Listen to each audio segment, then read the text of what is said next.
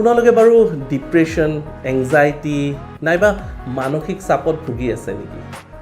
এটা সৰু ভুল আমি কেতিয়াবা কৰি থাকোঁ আৰু এই ভুলটোৰ পৰাই মানসিক চাপ সৃষ্টি হয়।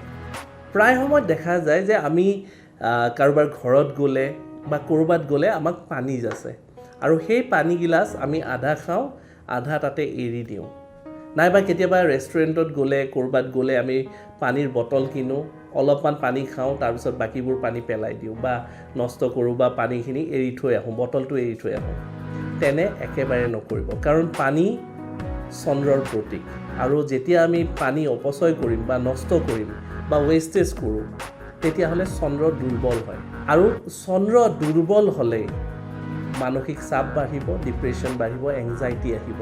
সেয়েহে পানী একেবাৰে অপচয় নকৰিব। পানী বটল ক্ৰয় কৰিলে বা কোনোবাই যদি পানী যাচে, সম্পূৰ্ণৰূপে পানীখিনি আপোনালোকে যাতে ব্যৱহাৰ কৰে বা খায়, তাৰ প্ৰতি লক্ষ্য ৰাখিব। ধন্যবাদ।